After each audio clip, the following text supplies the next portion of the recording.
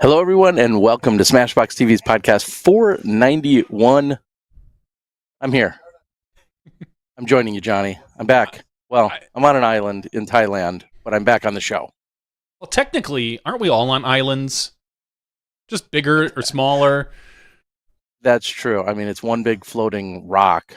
I mean, yeah, we're an island in space. Water. I have, technically, I think North America is an island. It's just a really big one, and I'm sure... Yeah, okay. Yeah, so I mean, Terry, really, islands upon islands. It's all in your head, however you want to look at it. Yeah, just get out that piece of paper that represents the flat world that we live on, and we're all good, whatever island it is. All right, welcome in, everyone. Again, 491. I'm coming from Koh Samui, Thailand.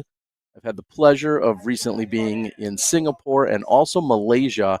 In fact, it was a good call. Last week we were talking about you guys ended up going on without me. My plane was landing right as the podcast was supposed to start. It was supposed to land, but after a 17-hour flight, it was slow coming in, and then on top of it, we got off to a slow start. So actually, I didn't get off the plane until you guys were practically done with the podcast. So it was good call that we assumed I wasn't going to be available, and immediately got to go out to a course, and I played my first ever course in Singapore, thanks to Lance and Wes and Cy. Absolutely awesome to be able to say I've now officially played in Singapore.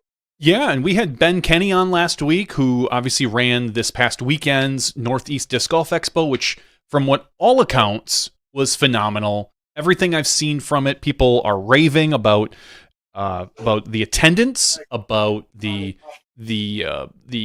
guest speakers, the non-guest speakers who showed up. There were quite a few people, and just based on what I heard, Simon had the longest line to see him. So, really? What?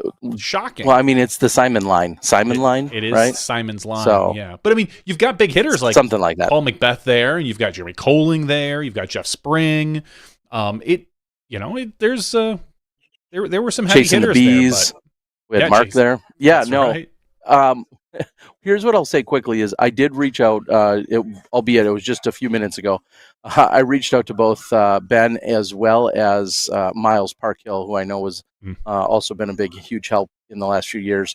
And I was asking for any kind of numbers. I don't need to know like their financial breakdown, but I am curious, of course, to hear, because you just said it seemed like every other post within my feed while I was here in the last few days was something from the expo. So by that standard of just what I'm seeing on social media, it seems like it was a wild success. So hats off to those guys. I think that clearly is a new event that people will put on their calendars, and people will continue to try to find their way there or become possibly repeat, vendors.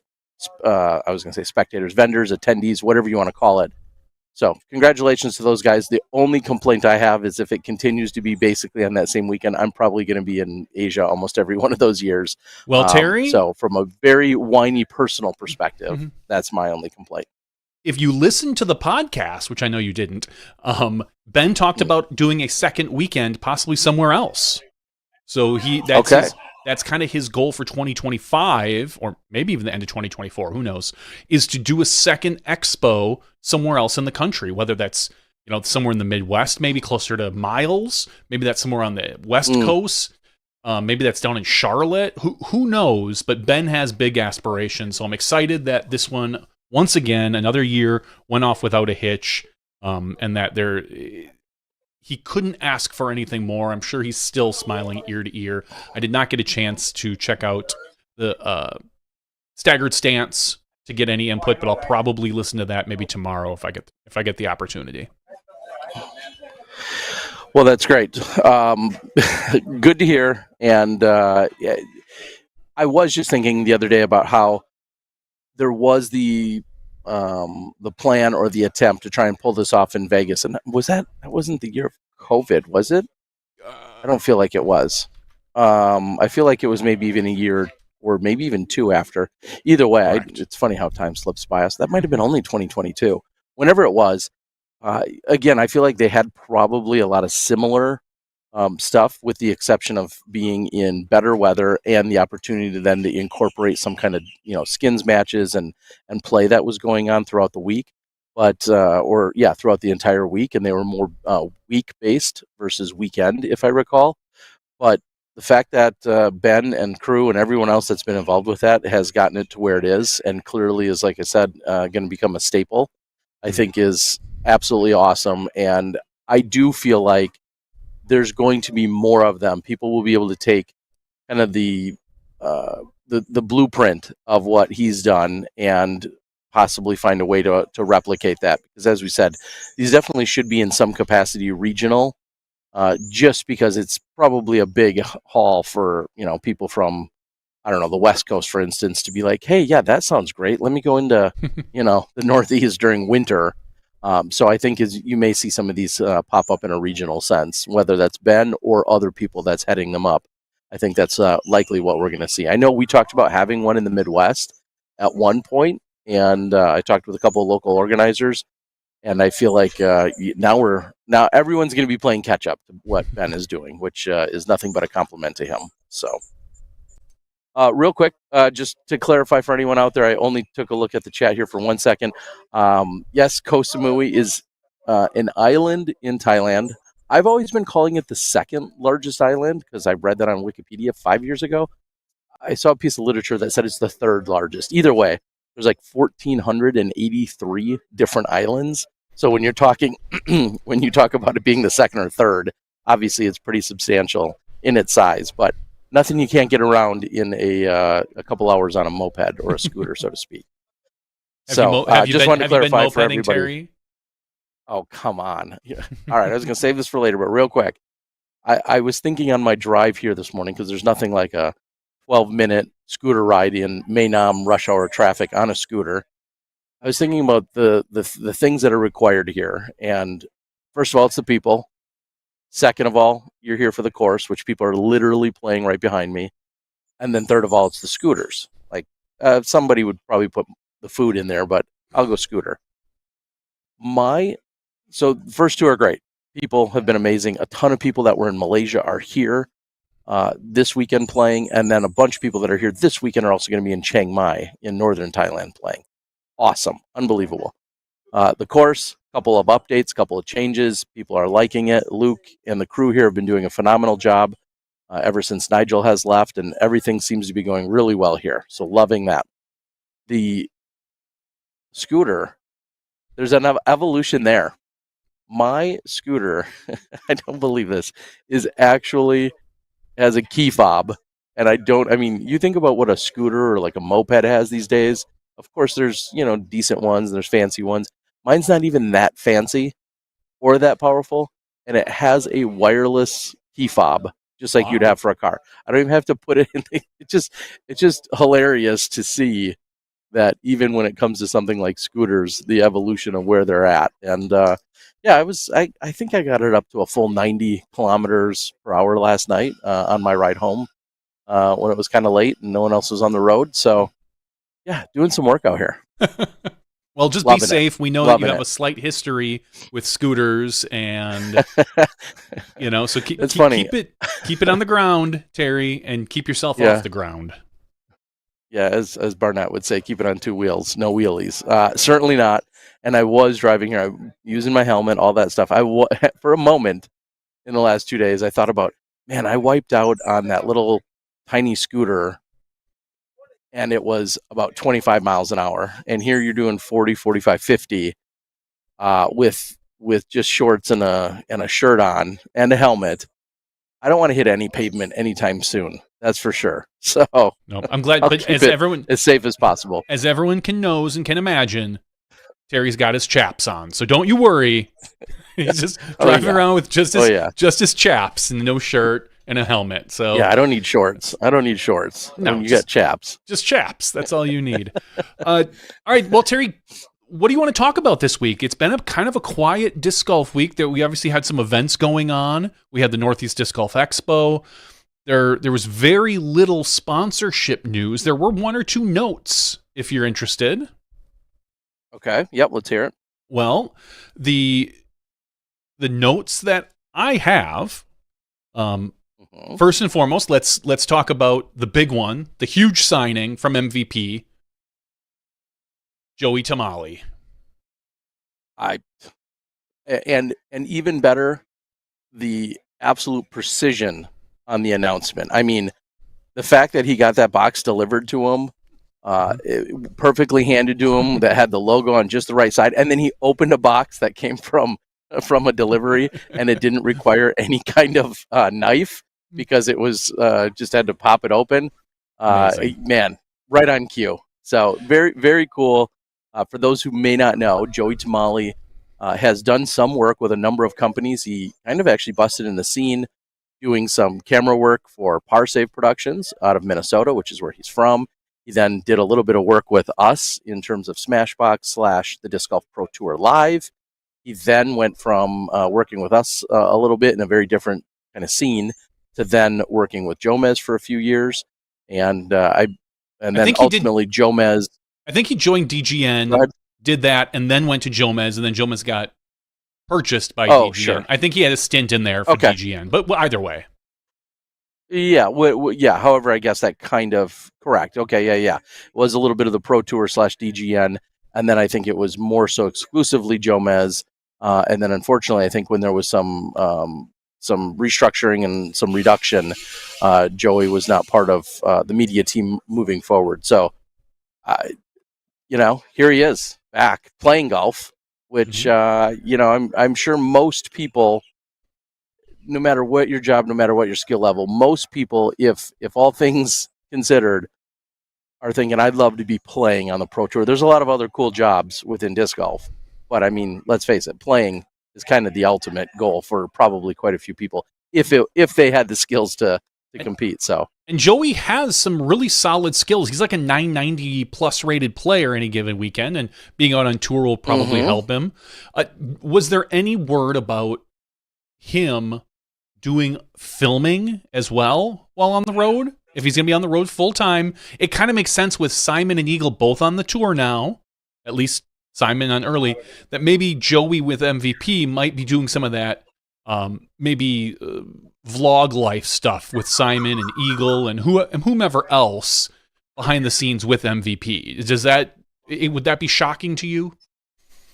No, not at all. And let me just say that what I assumed was going to be the announcement, and he went ahead and made the announcement, I just instantly assumed it was he's going on the road and he's doing media and video work along with like a Simon or an Eagle. So, I mean, big props to him. That was a little bit of a curveball to say he's just going out and playing. Yeah. Will he have double duties in doing some kind of media work? Probably. That's maybe not. Maybe he said, you know what? I don't want to touch a camera. I don't want to do any editing. I want to exclusively focus on play. That would be a good question. But I assumed my assumption. That was mine too. He said, originally, here's my plans for 2024. I just assumed it was, I'm going to be doing something of that nature. So, big shout out to him. Good luck. We'll see how it goes. I mean, he's your, what did you just say? Is his rating 990? I was thinking it was going to be right around 1,000. Obviously, it might be. I know he's 990 plus. I haven't looked recently at what he is. I'm going to take a quick look, see if I can find it. PDGA number 100818, and he's currently rated 1015. Oh, geez, he's higher than 990. 1015. Congratulations, Joey. That 1015. That's a solid. That's a solid possible bottom cash at a lot of DGBT events. So if you can really get, and obviously he did well. Mm-hmm. Yeah, and obviously it was last year where it was kind of a big breakout moment when he found himself on the lead card. When he was playing in the PCS Open over there in Norway. Was it lead or chase? Either way, it was one of the top two cards. He also beat Paul McBeth because he was doing some videoing with Paul, and he beat Paul the week or two prior to that. So that was kind of when a lot of little jokes were being made about Paul's cameraman beating him. But those of us who knew Joey or know Joey know that he's a very, very solid player. So that's kind of the first sponsorship announcement. I know Chandler Kramer has teased a sponsorship announcement that should be coming out soon. Okay, and then he continues to help troll his own troll and or egg along or push along some of his own questioning. I know he's like, well, where should I go? And like, I don't think you're really putting that up to public opinion. I'm not sure it quite works that way. It's funny to see what people respond with, of course, and you're getting people to talk and engage. But I don't think, I don't think just because of where people think is going to be presumed where he's going to end up or be able to end up necessarily. I don't think it works that way, but that would be kind of funny. Just have people vote like, you hey, on. what do you guys think I should vote you on? Vote you on the teams, and the team has to basically take you. Oh man. So no, haven't. I don't think we have heard officially where he's ended up. So we haven't. I think he just literally made an announcement that he's going to make the announcement soon. So the pre-tease, as Terry likes to do. Yeah, I'm not gonna lie. I'm over it now. I like him and all, but I feel like this has been going on for like 2 or 3 months. So okay, we're everyone's ready. Discraft dropped their tour team, so to speak. No big surprises there. Yep. But we did hear that Missy Gannon re-signed for, I think it's 2 more years. She's she's co-captain or captain of the FPO team. Exactly, I'm not 100% sure there. So she re-signed for 2 years, and I believe Holland Hanley also announced she re-signed for 2 years. I don't remember if that was right after our show last week or right before. We forgot to talk about it. Okay. Well, I forgot to talk about it. So those are either way, those are the announcements from we saw them both on the elite team. Yeah, I saw the video myself just yesterday. Announcements on the elite team. One of the comments I saw after somebody had posted the video, excuse me, was no Clemonade, and Chris himself replied and said, "No, I got to earn that spot," which seems absolutely appropriate and fitting, and so he, stepping into the role, being on the team, realizes that there's something extra he's gonna have to do to be part of that elite team. So pretty cool to see. And then the final sponsorship announcement was made yesterday, I believe, was Kristen Tartar. Tatar. Kristen Tatar. Announced a sponsorship from Porsche. Yeah. Not Borscht. Yeah. That's a food. It's Porsche with a P. That's different. Yep. So Porsche of Estonia. So which is like I believe their big dealership in the country of Estonia, and she gets to drive around for the year, I believe, the Porsche Macan. I'm sorry, I'm not a car guy. I'm sure there are people screaming at their phone right now. A signature series. It literally has her signature on behind the back window, and she gets to drive that around on the company's dime while in Estonia, not here in the U.S. Yes, but while in Estonia. Right. I wonder if she's going to rent them here while in the United States. That would be that would be expensive. But I mean, maybe that's a little extra coverage. And it'd probably be a little tougher because those things are not usually known. I mean, you can get larger Porsches. They make SUVs and things like that. But sure, I mean, if you have a Porsche sponsorship, maybe that could go to a little bit of fun traveling. I would certainly think that. Honestly, I would think that if you're, if you have that level of respect and that sponsorship and support in Estonia, which obviously very different than being in the rest of the U.S., but that would at least get your foot in the door for them to take you semi-serious versus, some kind of very minor thing, absolutely tiny representation of some kind. I don't have any other analogies, but in this case, yes, the fact that she already has her name on a car and she gets to use it. I think that was the clarification pretty much, was just that anytime she's in Estonia, she'll be able to drive that car around. I don't care what anyone says. That's pretty effing cool. It's awesome. Zero shade. Zero shade being thrown there. Just the fact that you have a company of that scale of that notoriety, of that value, all of those things that then recognize any disc golfer, let alone of course our two-time world champ. I don't know. I think it's awesome. I don't know where there's a downside, like you said, no shade. I just don't even know the only downside, if somebody wanted to be a jerk, because it's the internet and that's the way people love to be. The only downside I think you could twist it into is implying that it is no big deal because it's not U.S. As in, well, she's going to be in the U.S. for most of the year or more than half of the year or whatever. That would carry so much weight or be cooler or something like that. That's the only slightly, dare I say, jerkish, I think, angle somebody could twist into that, which I think is, of course, just still silly. But yeah, yeah, incredible. It's relatively amazing in general, and if you were to get a car sponsor, yeah. who would fit your or my level of sponsorship? What brand are we talking? Wait, are you saying logistically who would fit? Something that no, not literally. What car would you fit in? No, I'm thinking that's I a think big of deal. excellence. I think of two-time world champ. I think of a brand and a value of something like Porsche fits Kristen. Not so much you or I. So that's why I say what would be the brand that would be the equivalent if you or I were to get a sponsorship? Saturn for us. Saturn, because it was great in the 90s, just like us. 90s, okay, yeah, they were everywhere in the 90s. There you go. That sounds appropriate then. So Saturn or Geo, some form of something from Geo, like a Metro or a Tracker. I mean, a Geo Tracker. Like if you're gonna get crazy, you're gonna take the soft top down on the Geo Tracker, and then you're gonna cruise around like that, just like we did when we were 16 or 17. Okay, yeah. Geo Tracker. That's more about where our value aligns. That's right. Is the Geo Tracker. Okay, I love it. Sam on the board says JVD Chrysler minivan. Terry is a homemade car. Wow, homemade. My kit car. No, I want.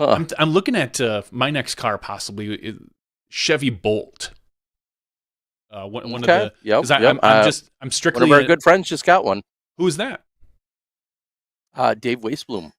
Nice. Picked one up maybe I'll have a few to months talk ago to him about how it is, because we've got a larger car in the family and a smaller car, which the smaller car is mine. I only drive it to work and back for the most part. And I want a smaller car, even though I'm a giant person. I like the small car for logistics reasons, getting into the garage and all that other stuff, because I've stuffed my garage with different woodworking stuff right now. So that's why I'm always looking for a smaller vehicle. Right now, as everyone knows, I drive a Honda Fit, 2009 Honda Fit. Keeps on chugging along. Rolling. So we're just rolling. But yeah, maybe I'll. I mean, talk to Kristen. Maybe she could. You think she could maybe pull Kristen a string for me? Hook you up. She could hook you up. If there's anyone that could, it's clearly her at this point. To be honest, I know when it comes to at least Porsche. The service dealer, the head service guy here in Porsche on the north side. He's a family friend, so I mean, So if let Kristen put in a better word for you, but she would probably put in a better word than he would. He knows me, so he's probably not going to recommend anything. Good morning, it's a beautiful day. They are just about to get started. Real quick, the tournament featuring a bunch of the amateur divisions is going to conclude. What is today? Oh no, it's going to conclude tomorrow. Yeah, I'm shocker. My days are getting a little twisted. Yeah, so they played one round of 22 yesterday, one round of 22 today, and then one round of 22 tomorrow. And then on the weekend, it'll be the pro divisions along with one or two of the other advanced divisions that will play Friday, Saturday, and Sunday. And a lot of people, at least a dozen or so, are double dipping, as we certainly encourage. And why not? If you're here on the island and you're eligible for more than one division, people will play these 3 days, and then they'll turn around and play the next 3 days. The course, 11 holes, play through it twice, 22 holes. I got 22 holes in last night myself.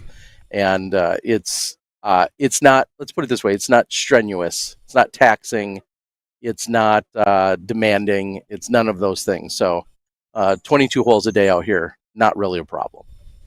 Anyway, so they're about to get started. Their tee off is in 5 minutes as the morning flight is out teeing off for their second round of the tournament. So best of luck to everyone, as that gentleman was just going out and getting ready to play.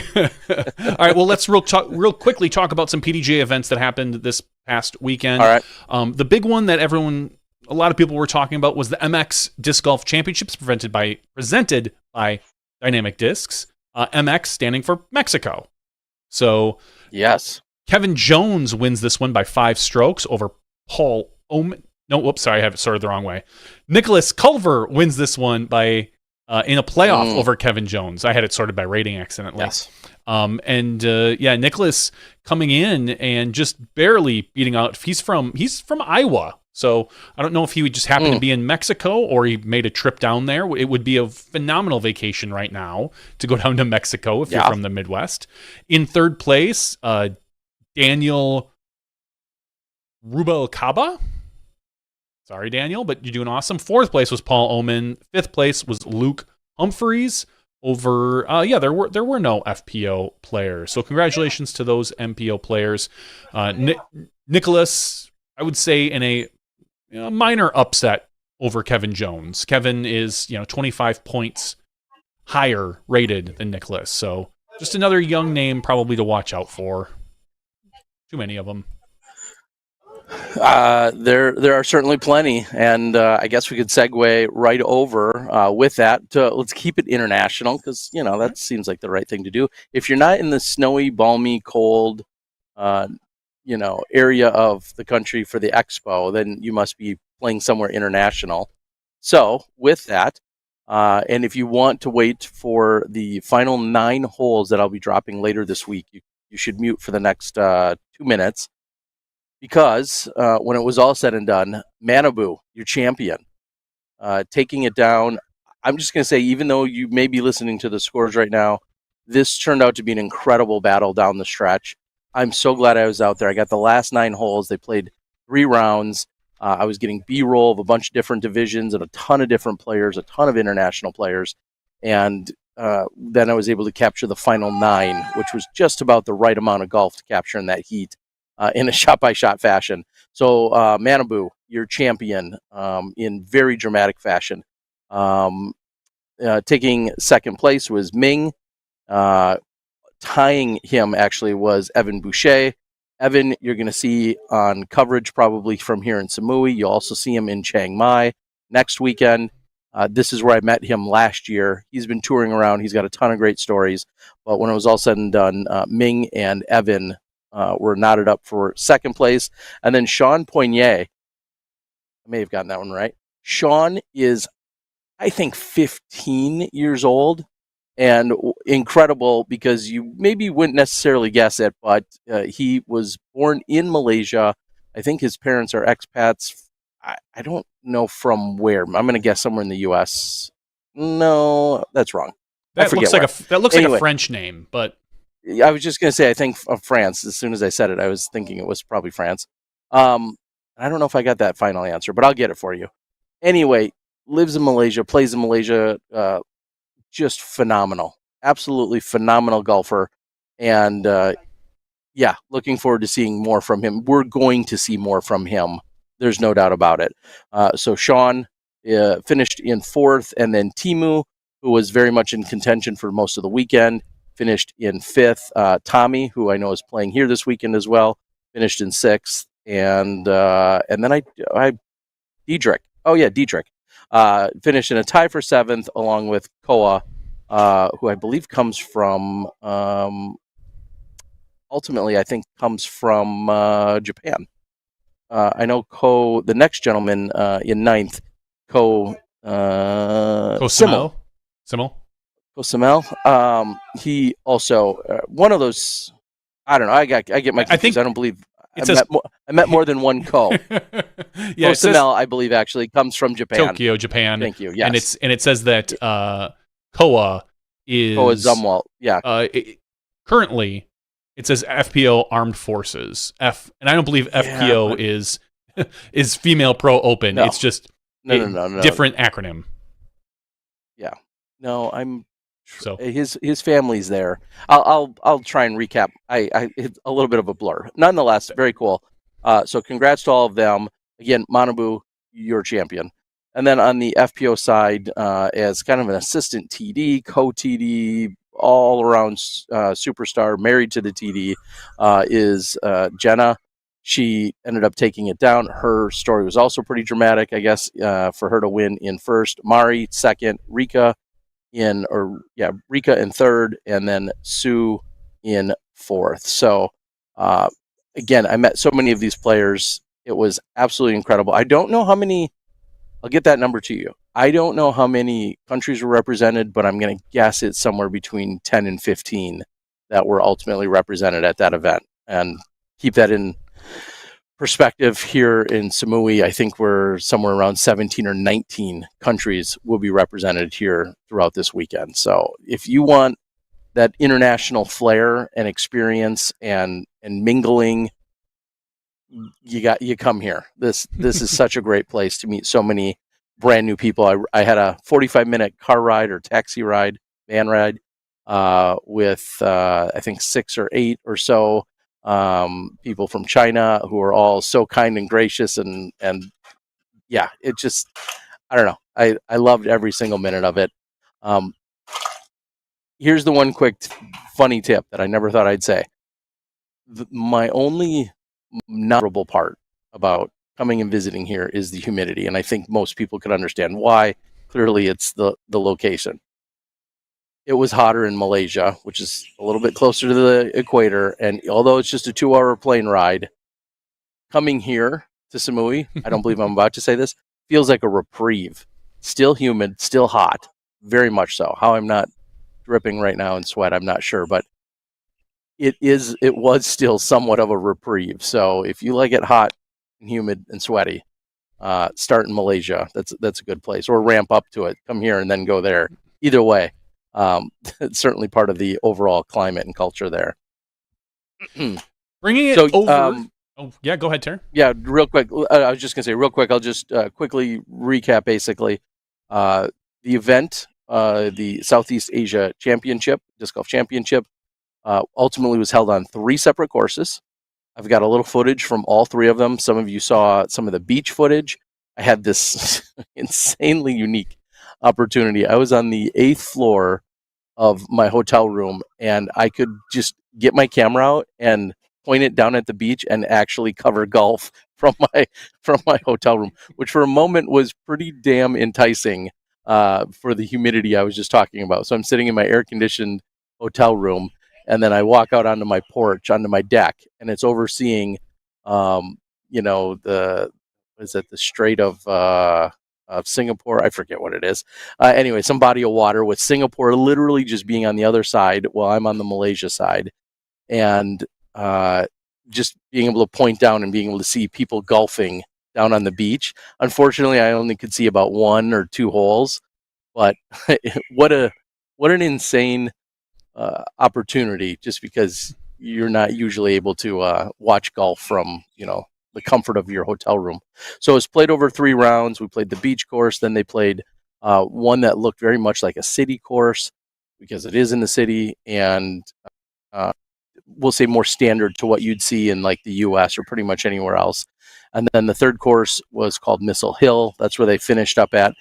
Not, as they would even admit, not their most picturesque, but with the logistics of having the awards and everything else, it made perfect sense. And, had some hills, had some great shots, and we had a little bit of wind on that final day. So, again, you'll see some kind of compilation of the first 2 rounds, some B-roll mixed along with some shots, and then during the final round, I'll give you that straight shot-by-shot 9 holes as they closed out the tournament. And I really want to get that out this week. So that's what we saw. Shout out to Eric and his wife Jenna and all the other people that made the event happen. Things ran pretty smoothly. It's difficult to have about 100 competitors, of which tons of them are brand new, never played an organized disc golf tournament before. So you're learning some basics, like some of the rules, some of the etiquette, things of that nature. But and then you're playing 3 different courses. So there's some serious obstacles, and they did a good job mitigating. And maybe most importantly, it seemed as if everyone that was there had a really good time with it. So again, big shout out. I'll probably do a drop zone talking more about the scene, the environment, the atmosphere. That could be in its own 15 or 20-minute segment that I'll do on another day. But thank you to both Singapore and Malaysia.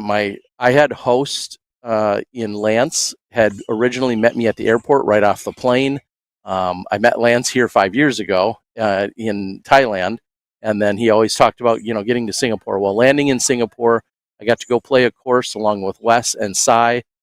Actually played pretty well, which was kind of funny after I think I nearly saw 18-hour. Your UDisc rating was like 242 or something along those lines. Yeah. I don't know. Is that good? Do I have to go back to our previous podcast and see how good that is or not? Well, they were saying that anything over 200 was at least advanced or better, and then maybe even into the pro area. And the closer you get to 300, what? Terry, damn. Yeah, maybe you. Okay. Maybe you could do something. Maybe you can go on tour with Joey. Does he want to come to Malaysia and Singapore and? I'm sure he does. Thailand. Let's be honest. China. I think I've now officially got some friends in China that I'll probably be going to visit them there. I've met some friends in Allen out of Vietnam. So if there's a chance, there's a likelihood of me seeing what's going on there. I know Cambodia has a tournament going on in a couple weeks. Anyway. So it was awesome. And then a transplant in Casper, who had recently moved from Denmark into Singapore because of his wife's work. He ultimately hosted me the first night and then helped take me over the border during the next day. And so huge shout out to Casper. He also brought me back so that I could make my flight on Sunday night. And I just can't say enough. Again, more incredible friends, Wes, Sai, Casper, I got to spend even more time with. So thank you to all of those guys. Absolutely incredible. I cannot stress this enough, people. Get the F out of the country and go see some other places. Whether you're playing golf, whether you're playing in a tournament or not, go see some other places. And when you mix it with golf, I don't know really how you can go wrong, but get out and do it. Just go do it. Anyway, that includes you, Johnny. You haven't left since Japan in 2010. Correct. It has been way too long. Life and wife and kids. What are you doing? There's time. Well, I'm not saying there's not time. It's just life gets in the way. But we're going to talk. We're going to bring it stateside here, where I am. All right. Not necessarily here where I am. I wish I was a little closer to here. The 11th annual Maricopa Open, presented by Infinite Discs. Tristan Tanner bringing this one in a playoff as well over Andrew Marweed. So you've got Tristan Tanner and Andrew Marweed, both DGA-sponsored players, I believe.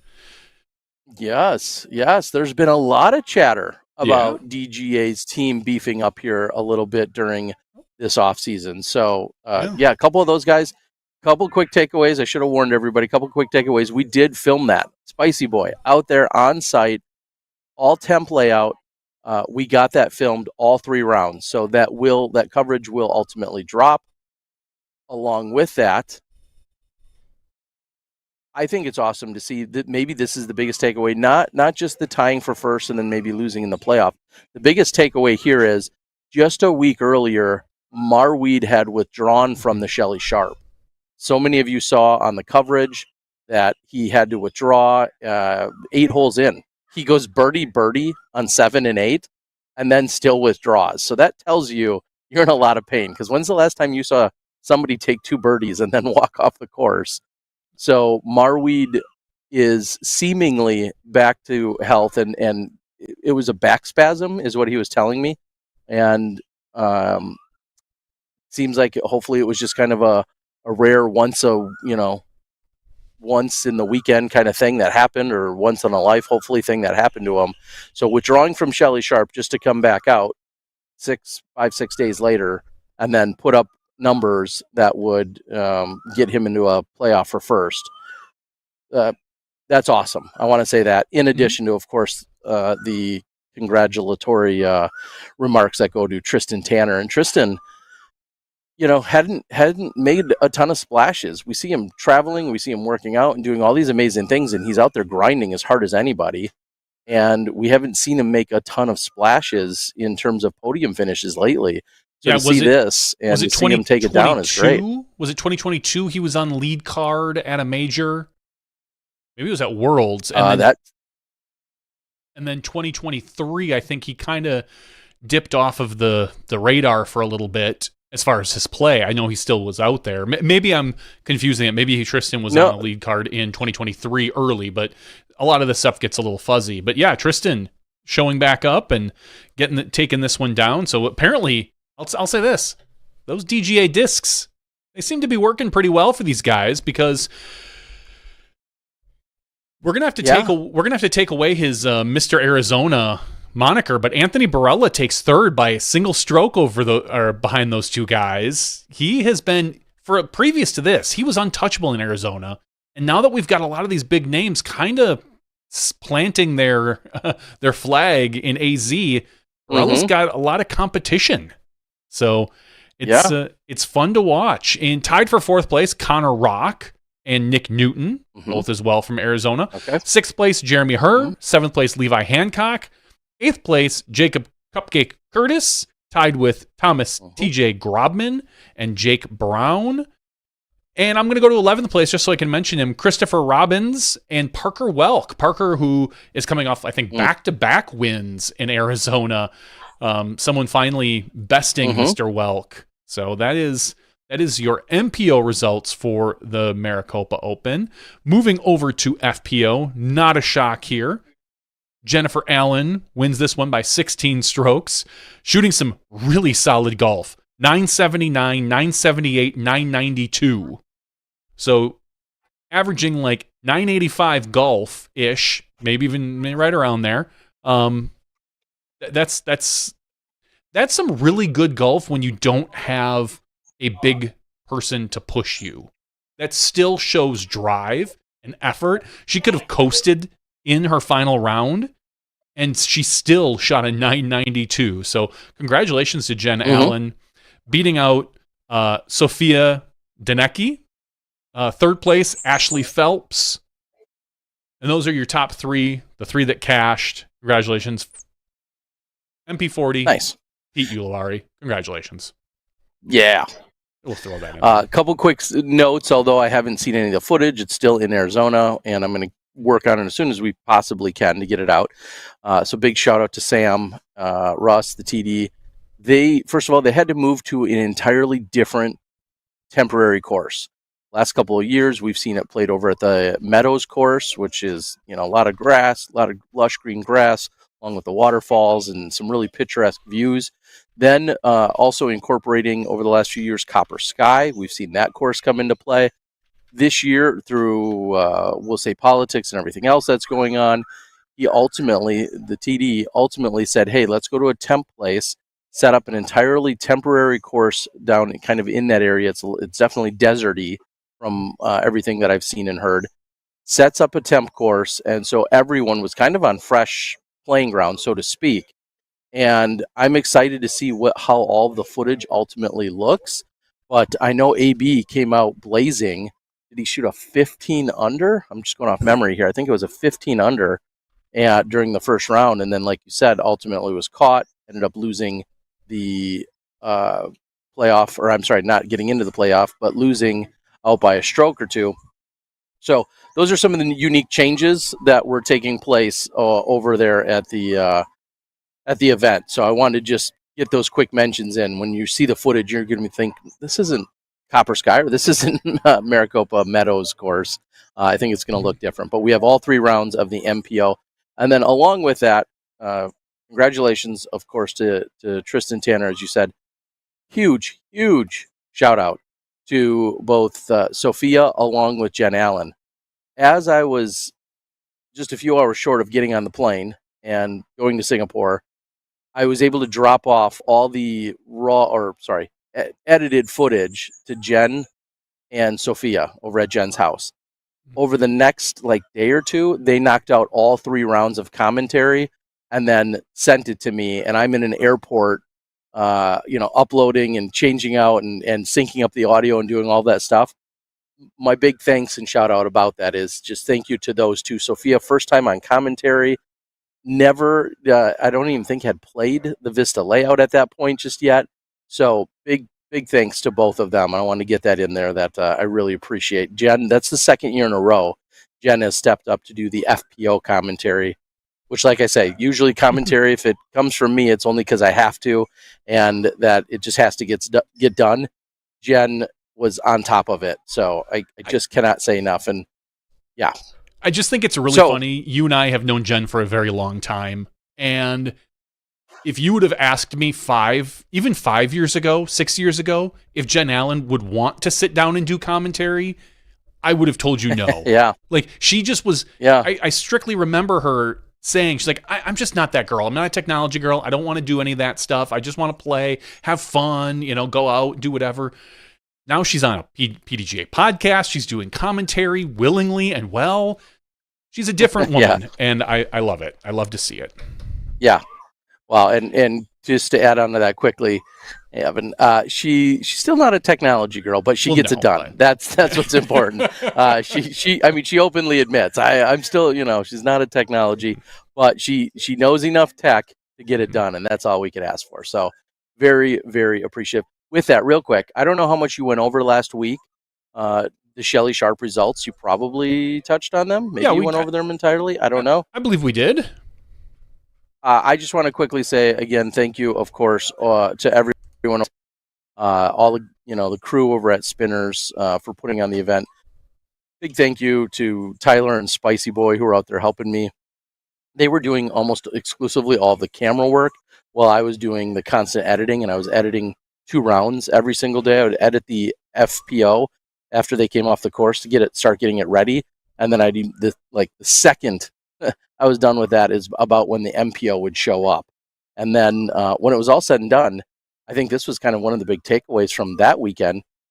Parker Welk jumped on commentary for his first time ever, and he ended up doing it in rounds 1 and 3. And he was, no surprise, very well received. And if somebody's got to complain about it now, they can, too bad. Too late. No, and we were saying that Parker jumped on our board the week prior, so it would have been 2 weeks ago, saying Anthony Barella was talking smack about how he would never beat him in Arizona again, and then Parker comes out the next weekend and beats him in a playoff. Yeah, so that's pretty funny. We got a good kick out of that last week. Yeah, well, that got brought up during the champions interview, understandably as well, as it should have. Yeah, just the fact that pretty big claim was made of not getting beat, and then next thing you know, Parker's getting it done. So anyway, big shout out to them. Of course, Jen took that one down, excuse me, I'm sorry, Jen did not take that one down. Owen Scoggins was a late registration. Owen Scoggins ended up taking that one down over Jen. That was a great battle. Hopefully, you're watching or going to watch it or did watch it already on my channel. Excuse me. And Parker, your champ. So Terry, we're talking a lot, just like we did last year, early season DGA wins. Last year we saw a very similar Andrew Marweed, Katrina Allen last year came out blazing. There are, and I know you, even if you know, you won't say anything, there are rumors of a DGA buyout by Discraft. Have you heard of these rumors or these whispers, these things that are maybe Discraft is looking to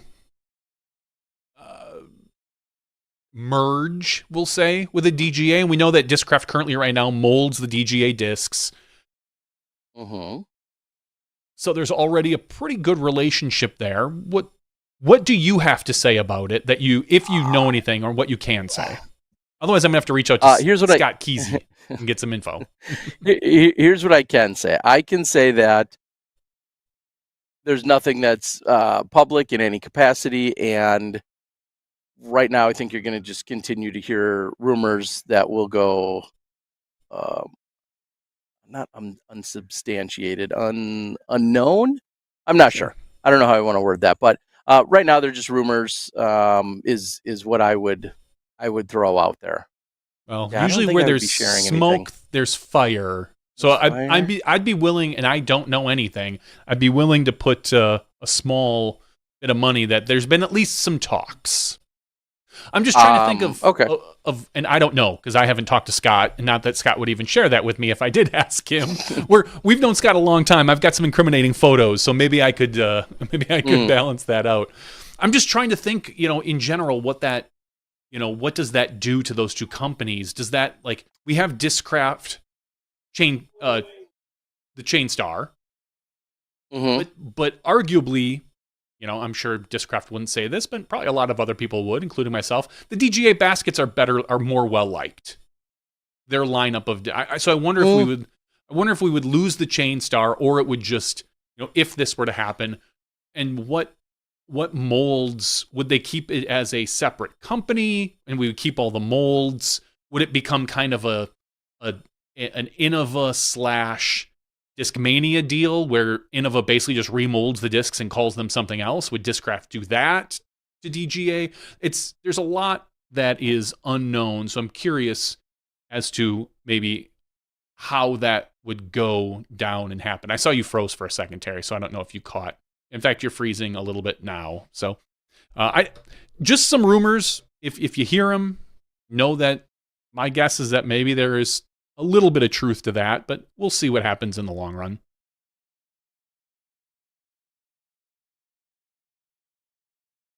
Terry's frozen. You're locking up a little bit there, Tear Bear.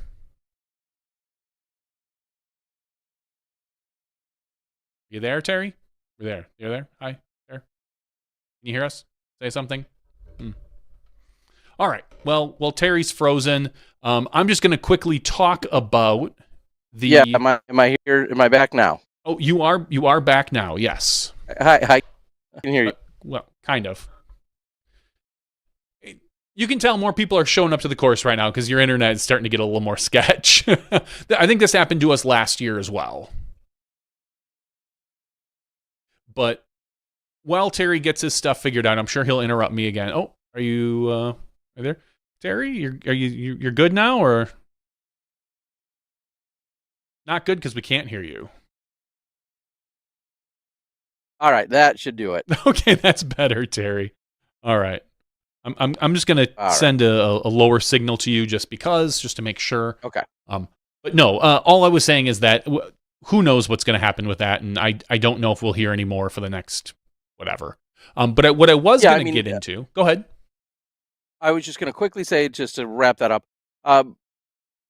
A, who knows if if anything of that nature is happening, but B, if it does, one might think, just like we've seen with maybe even like the House of Dis, maybe there would be just a continuation of the branding and everything else to just move forward perfectly as it is, and really you'd have no idea as to who the quote-unquote owner is, or if it would have any direct impact whatsoever on day-to-day operations, on sales, on teams, of anything of that nature. There's just a chance that it gets acquired and they continue.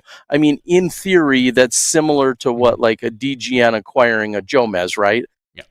To see what should be, or what was talked about as just a seamless new ownership, well, everything maintains and continues to operate as if it were independent. So that's absolutely a possibility as well. If there's anything of that rumor or of it moving forward, you'd have to think that that's, part of the negotiation or conversation as well. I mean, because as you've thought about, or we've seen a few of our players that have become DGA players, AA can often throw Discraft discs. Some of them intentionally try not to, or purposely don't do it, but they're allowed to. And then B, I think we've even seen, this interesting kind of mix mash of the teams, and more emphasis being put in Team DGA. And sometimes it might be tough for somebody to say, well, where does the DGA / Discraft line get drawn in the first place? Of course, there's plenty of obvious ways, but then there's probably some back end ways where it doesn't, seem quite as stark of a contrast. So I don't know. I guess we'll see, but we can go on from there because, like we said, a lot of rumors. And even if you and I knew all of the answers, we probably wouldn't be at liberty to talk about them right here and now anyway. No, that's why I don't know the answers. That's why I felt comfortable bringing it up. So, PDGA has an article out there, which is very apt for the time, talking about how to keep score in 2024. Player and TD guidance. So for all you players that are going to be playing events coming up, I know that Wisconsin is really starting to get. This is our first upcoming weekend. We've got our basically our Big Freeze event coming up. So players are starting to get back on the course. It's starting to warm up a little bit here. It's still late January, early February. We could get another 24 inches of snow yet this season. Or it could be 40 degrees next week, which I think it's going to be at some point. But they do talk about how the TD needs to tell the players what scoring options are available, digital versus players, or digital versus paper. All players must keep score in some way or another. Or a player's caddy can keep score for them. The recording of the scores should be done in a location that does not prohibit other playing groups from continuing their round. So you can't just stand in at the basket with all four of you doing that. You should move on to to at least the teeing area of the next hole. And they say it's a good idea to have a small notebook and a pencil or paper in your bag, just in case something goes wrong with the primary scoring method. They also talk about having 2 pencils, maybe something else. I know there was some behind the scenes chatter about, what's to stop players or groups from just everyone keeping score on the 18th hole, just sitting down and just like check, which could happen. Hopefully they find a way around that. I know there were some talks with the PDGA about like dual digital scoring and things like that. But there is a article out on the PDGA right now if you want to go out there and take a look at exactly how to score on the course. Take that any way you want. Yeah, and it's funny the amount of people that have kind of lost their minds about the idea of everyone keeping score. I get it. If you're old school, like you and I, this is certainly different. You used to only go to a couple of events a year, the USDGC being one of them. I believe the European Open used to be one of them. This was a given. You'd get to the course, and before you'd go out and start playing, you would be handed 4 sets of scorecards. The USDGC was always the one that I most equated that with. I didn't go to many European Open. I didn't go to any until a couple years ago. But I believe they did it there as well. And everyone kept score for everyone in the group. Like, it was not... That was before the days of digital scorekeeping. I get it. But you just did it. The score is the most important thing on the freaking course. Like, let's make sure it gets done correctly. I couldn't agree more that we need to keep people from, and I feel like there's already been that conversation, is keep people from just one person keeping score and then everyone just copies it down at the end. Like, that completely negates the entire point of score. And for God's sakes, people, we are talking about keeping score of, the throws, the thing you're doing.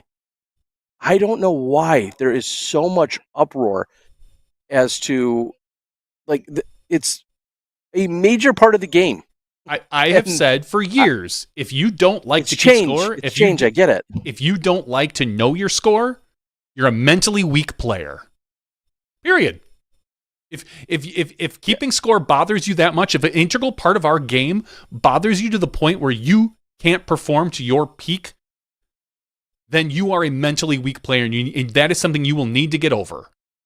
Now, is it nice to be able to hand it to somebody else? Know the score. I know. I understand. You don't have to know the score. I understand you just have that. to write them down.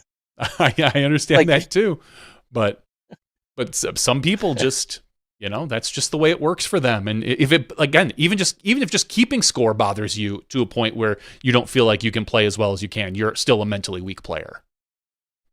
And that's a place where you can get better. I just don't understand the uproar. Is it a little bit more of a pain than it used to be? Sure. It is a little bit more than what it used to be. I get it. And then there's always obviously that argument about doing it on paper versus doing it digitally on a phone. You don't need to use your phone. You absolutely don't. Is it more convenient and makes things quicker and probably easier and so on and so forth? 100%. But there's no requirement saying that you have to use your phone to get it done. Um, I don't know. I'm shocked that it is such an uproar for something that's trying to ultimately determine the winner of every single tournament. It's part of the evolution. I guess we'll see where it goes. I mean, there's key fobs for mopeds now, so I don't know what else to tell you people. Like, let's just keep it moving in the right direction. And you called it, and the board echoes it. Find a caddy or someone that's going to be coming along with you guys. And at most of our events, at least on the larger scale, they have caddies probably built in, or people that are dying to be their caddy, if not already their full time caddy. Now I get it. You're at a C tier and you're playing your third event in MA4. Maybe you don't have an entourage at that point, and you don't have thousands of adoring fans that are just dying to carry your bag and keep your score. That might be true. You'll get there. Either you'll get there or talk to your parents, because if they don't love you, then that's something else you should be figuring out, or something else you should work out. Wow. Maybe you have the wrong priorities in the first place. I don't know. I don't know.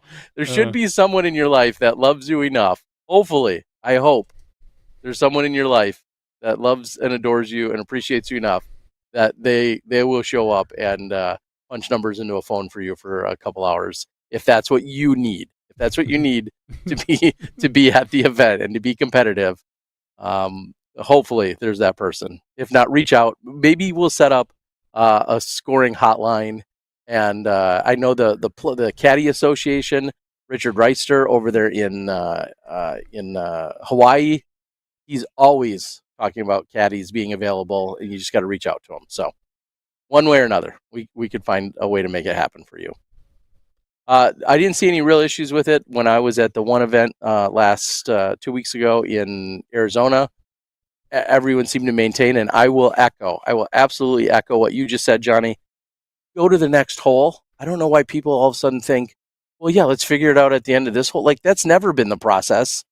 It was never the process, whether there was 1 or 9 people scoring before. It's still not the process. When you're done with your hole, you go to the next hole and you confirm audibly with everybody in the group what the score was. It's not tough.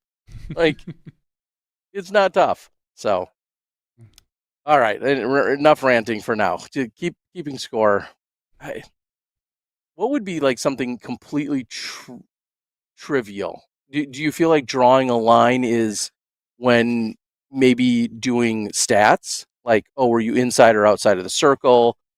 Because I know when you go to a lot of events that use disc golf metrics, I've been part of them, whether it was in Australia or Estonia just last year, they get to the next hole and they'll say, they recap and they'll say, they're basically doing like a disc golf, like a U-Disc does for the Pro Tour.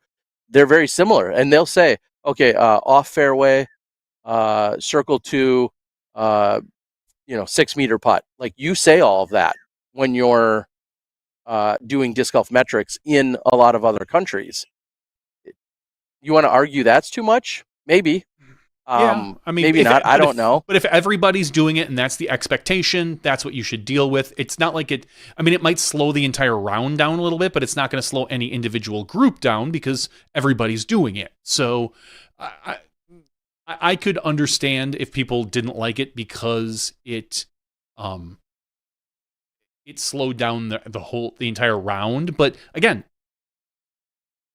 if everybody's doing it, that's your responsibility. That's your job. You probably know that going into the event. That's too bad. Yeah.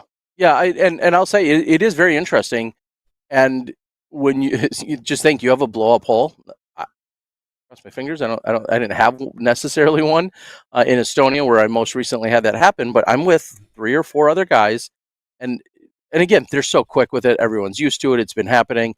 But you're literally like, okay, off the fairway, blah, blah, blah, miss, circle 2, whatever. Like, you're recapping essentially every hole. And they're just, tapping a button to make it happen, just, very similar to what U-Disc does. It's an interesting mindset and mentality when you're kind of recapping instantly what just happened on that hole. One guy's tapping button, the other guy's laughing, and yeah, like are you sure you missed two? Yeah. It wasn't three. You only missed two there. Okay.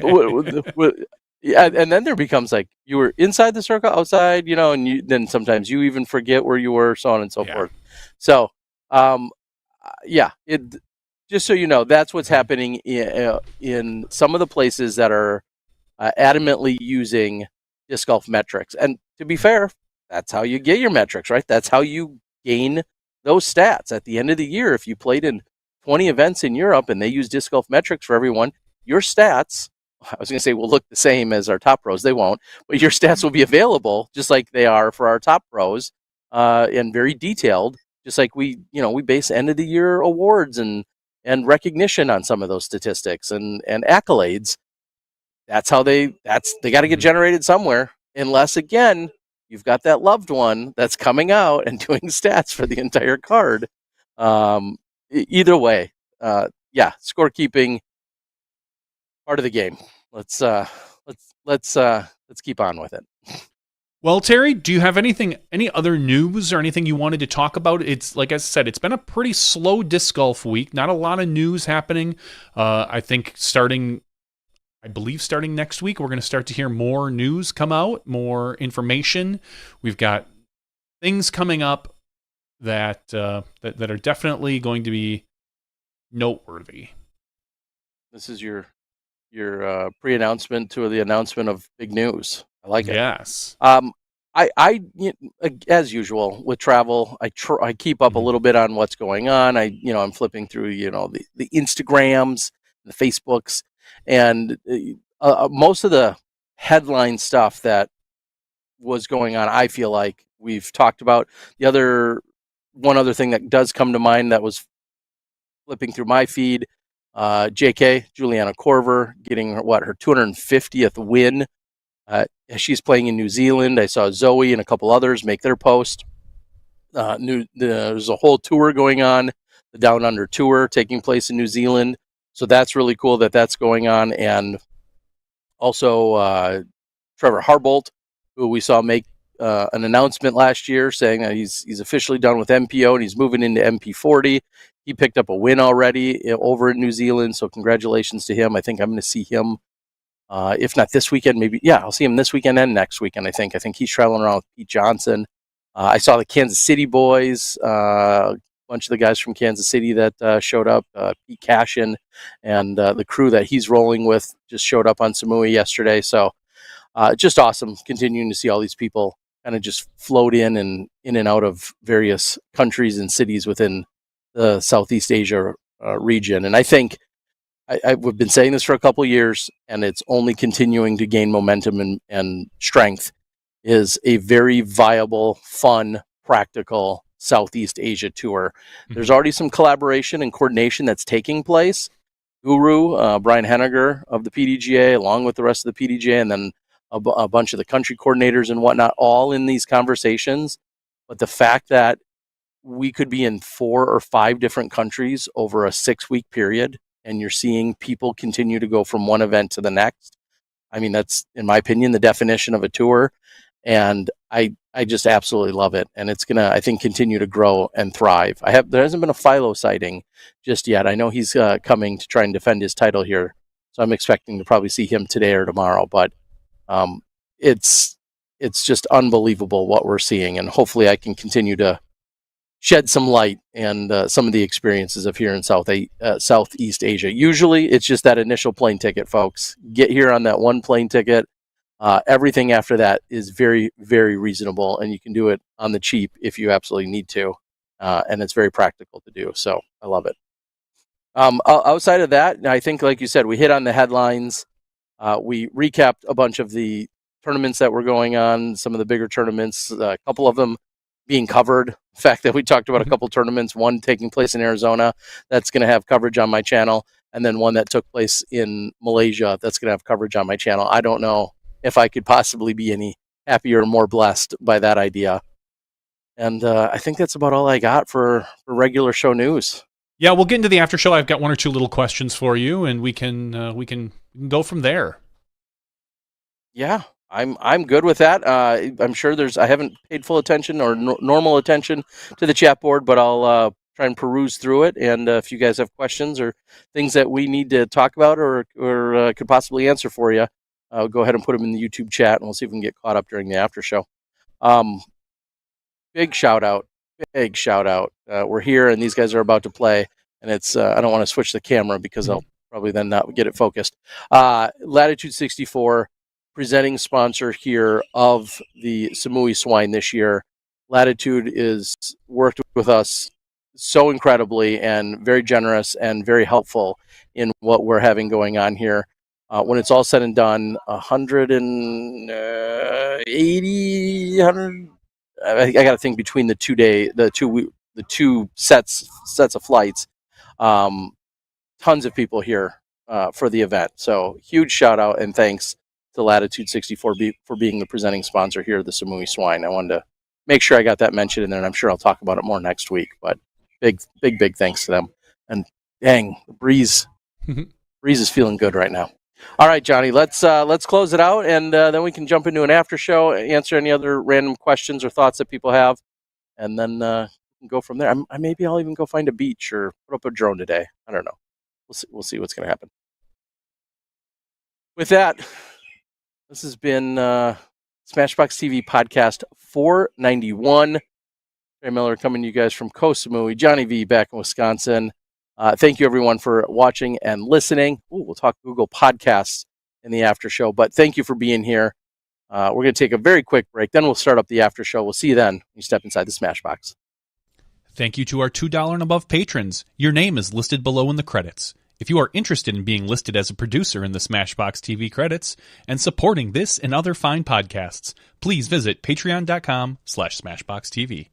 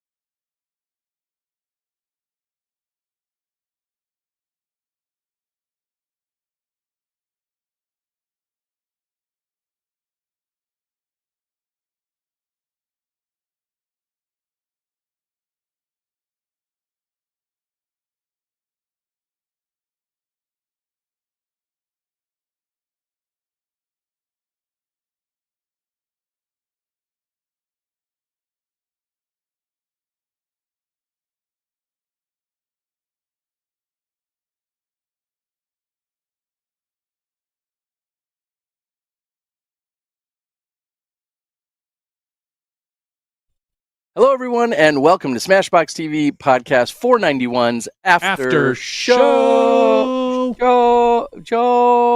After show. Here we are. It's the after show. Little international delay there, maybe, Johnny. I don't know, but either way, it's fine because I sync it up with what you do coming in. You don't have to try to sync it up with me, and everything's great. Don't worry, I got this under control, Tear Bear. After Samui, I don't know. As you may have just listened to the regular show, or maybe you just jump in for the after show. We're not sure. But yes, I am in Koh Samui, an island in Thailand. Johnny V's back in Wisconsin. We'll get caught up on what's going on outside of the world of disc golf, inside of the world of disc golf, and answer any questions that come in off the board or otherwise. Johnny, my phone currently is giving me 86 down by 31 up. So I'm shocked if my signal is not coming in clean to you. It's just a hair blurry. It's just a hair pixelated, okay. I would say, but you sound great, and that's what most people are going to care about. Okay. All right. Well, let's start there. Let's start right there. Google's discontinuing podcasts? Did you see this? Yes, they are. Or is it just their app, so to speak? Yeah, it's just their app. I believe they're rolling their Google Podcasts into YouTube. So like there's gonna be like a podcast area in the YouTube app or something along those lines. I don't exactly know how it works. I just assume that when I push, out the podcast, it goes to everywhere that the company that hosts our podcast sends it to. So that's how we roll. Okay. Well, give us 5 stars before they shut it down. I don't know. That's right. So just to give everyone a little bit of context in case you're just coming in, I'm unfortunately a little close. I'm only about 50 feet away from the tee of hole number 1 here at the course. To be fair, that is the easiest. It's the shortest hole on the course, only about 150 feet. Does offer a triple Mando. Also easily the most aced hole out here on the course. I'll say that. So that's taking place just beyond actually where the camera is, and then behind me, I don't know if it's in frame or not. I can't see, but the new hole 11's basket. It used to be only about 40 feet behind me, and now it's probably closer to 65 or 70 feet, and then in a slightly different direction. So there's been a couple of course changes out here, and this is the lighter or the lightest of the flights on the AM side. So not nearly as busy during this flight here this morning, and they got kicked off just under an hour ago.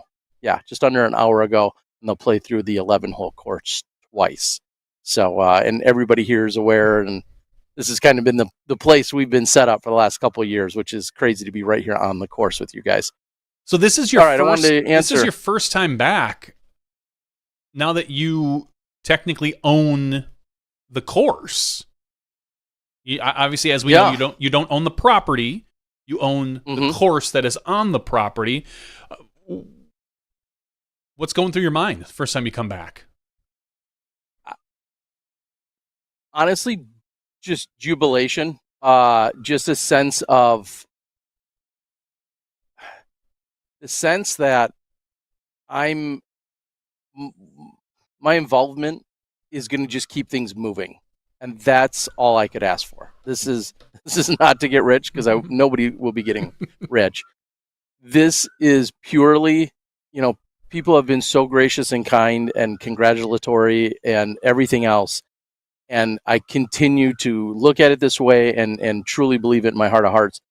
Me getting involved just helps provide a little security of the course and everything that Nigel had started, along with then Luke, who came along. I'm just helping keep it going in the right direction. And so a continuation, and that alone is the payoff or the payback. Yes, there could have been probably a dozen other ways that this could have kept going, and whether it was some, a conglomerate of people or a club or a this or that, there's a lot of different ways things might have happened. But the fact that with kind of one relatively smooth transaction, we're basically able to keep things on the right path. And I think the world knows I'm in disc golf for the long haul. This is not a fly-by-night. Are you sure? Not a fad? It's not something you're going to grow out of? Not a not a college experiment? No, not that kind. So, 30, almost a full, exactly 30 or even 31 years into the game. I'm not going anywhere, to either the delight or chagrin of some. I'm not going anywhere.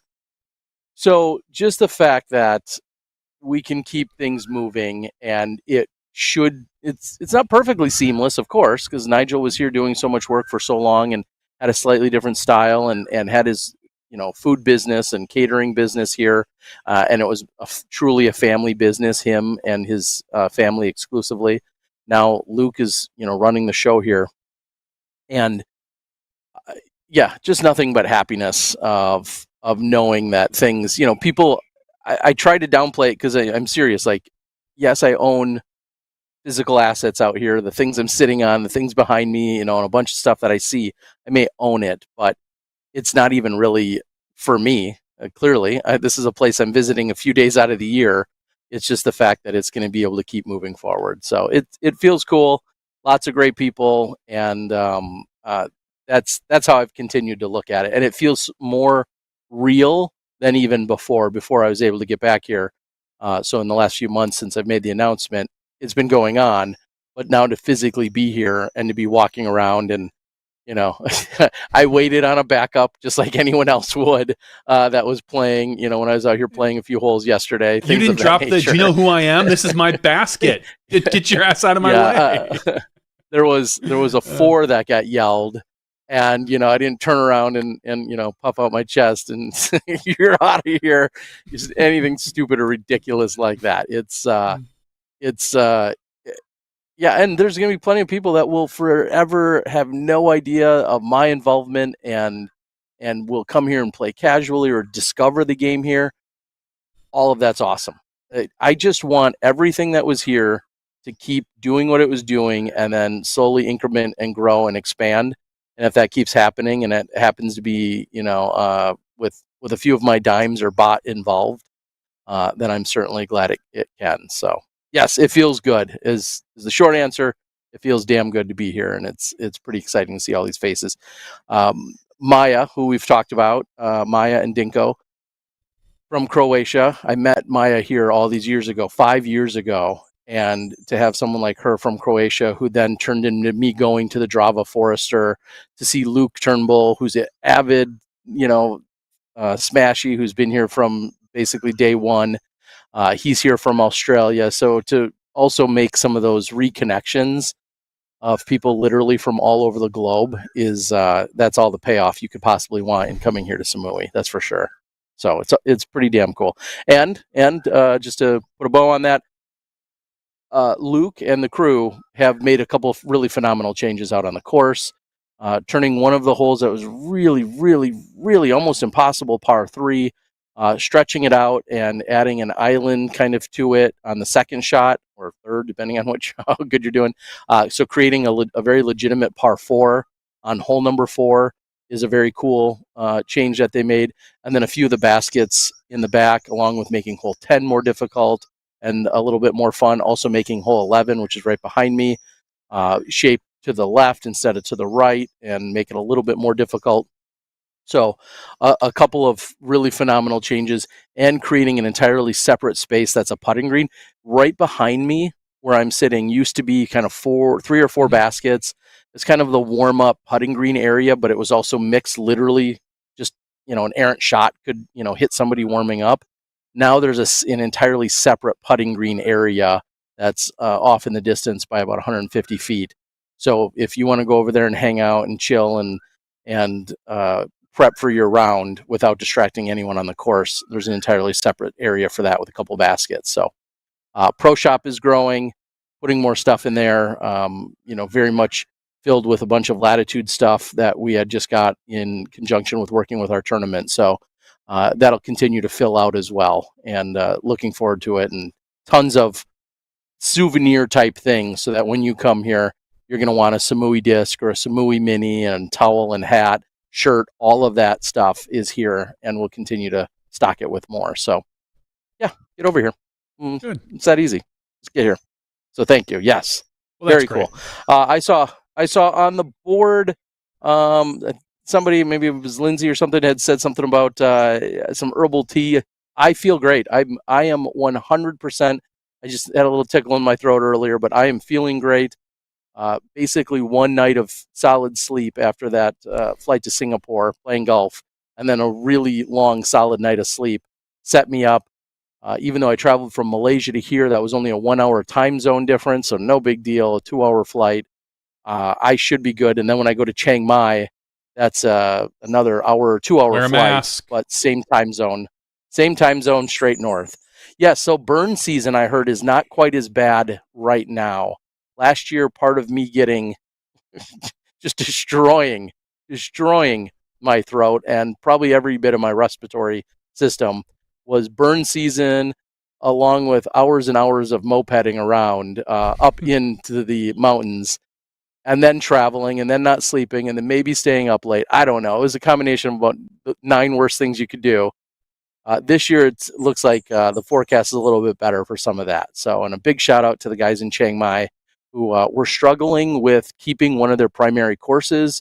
They had a vote within the Gymkhana sports field athletic sports club, Gymkhana Sports Club, and they were able to actually keep disc golf there and keep growing and thriving. So, just so much damn good news going on around here. It's awesome. Yep. I mean, as you stated, but I'm feeling good. Southeast Asia is going to be maybe the next hotbed of disc golf. We've got, it was U.S., then Europe, and now maybe we're looking at Southeast Asia. So that's phenomenal. Yeah. So Terry, yeah. Who do you have for the Super Bowl? Oh, well, you mean who's already been picked? I mean, the script's written. We know that. But, I mean, it's just how much are the Chiefs going to win by so that, so the NFL gets to then show more Taylor Swift, which then rolls into more sales of something and Chiefs jerseys I don't know. But 49ers or Chiefs, Terry? I like to ask because you have no clue. I know. No. For how many years in a row, I can definitely say I don't care. Let me rephrase that. I'll back that off. I have no dog in the fight. Clearly, I am a fringe NFL, follower and blah, blah, blah, blah, blah. If the Packers are playing, if the Packers were in the Super Bowl, I would get up at 5 or 6 a.m. Monday morning here to watch it. All right. Instead, I won't. I will likely just sleep through the Super Bowl, just as I've done the last few years here. And if you're a Kansas City fan, I know Jack Lowe was here a couple of years ago and had a pretty damn good day. As many of the bars here will, kind of cater specifically, of course, right to, inviting you in as Super Bowl fans, all of that stuff. I'll just go ahead and say it doesn't matter to me. The San Francisco 49ers that I've always known personally was their dominance and their dynasty, so to speak, in the late 80s, early 90s, when I collected sports cards and then followed a little bit more sports. Your Jerry Rices and Joe Montanas and so on and so forth. Young was after, right?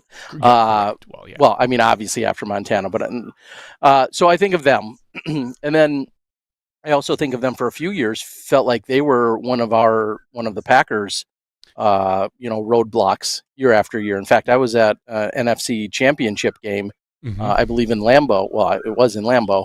And 49ers always have been a challenge in that sense. When you look at the Chiefs, obviously they've been so dominant dominant, I guess. Is dominant quite the word? They've been contenders and or winning for 5-6 years now. And again, unfortunately, I kind of just I have no dog in the fight, and I don't know if I really care. That's fine. A little piece of me likes, and this is just to be anti. A little piece of me thinks it's funny to see the Chiefs do well, just the way people then lose their shit because of like a Taylor Swift involvement, which isn't, but is, according to some people. But then again, a lot of people love to see an underdog take it down, and it's funny because it's hard to imagine either of these teams as an underdog with the way they played all season. They were both well, I take it back. The Chiefs weren't dominant this season, but get into the playoffs, and then they found a way to win. 49ers were a very dominant team during the season. They get to the playoffs and look like crap until the last Mm. 10 minutes of each game were then, well, Mm-hmm. that's not true. I guess against the Lions, it was the third quarter where they basically made a giant comeback. But the 49ers have looked like crap early in the playoffs each game and then made a comeback. I don't know. It's going to be a hard game to predict in general, but I'm kind of with you. I don't really care who wins. I kind of would rather see the Chiefs win than the 49ers just because the 49ers have been a Packers thorn in our side for like the last 4 or 5 playoffs that we've gotten into. So that kind of is one of those things that's just spiteful as a fan, which we're allowed to be as fans. So I guess I'm slightly rooting more for the Chiefs. Plus, it's kind of like I feel like watching Patrick Mahomes is like watching the Patriots starting in like the mid 2000s, where Brady just started to dominate, and that's the way Mahomes looks. Sure. Like he just gets it done. He's not doing anything too flashy with what he has, and it's kind of fun to see a team that just is good and wins. But I wouldn't mind to see Christian McCaffrey from the 49ers get a Super Bowl. That guy, I think he deserves one because he suffered through some crappy teams before he got to the 49ers. But sure, yeah. But whatever. Yeah, I mean, there's storylines to be had either way. Exactly, and I'm honestly I'm searching. I'm searching for a reason why I would care about either one winning, and that's not to say I don't care at all about the NFL or anything like that. I do keep like a loose eye on it, or a wandering eye on it occasionally, but I just have no dog in the fight, so to speak. So that's why. This is a fun question, Terry, from Sam. Okay. What up-and-coming disc golfer has a chance of dating a celebrity from outside of disc golf? Or you could look at it this way: play pretend every one of our pros was single. Who do you think would have a really good chance of dating a celebrity? Okay, well this sparks a couple of tangents. Let's start with the question.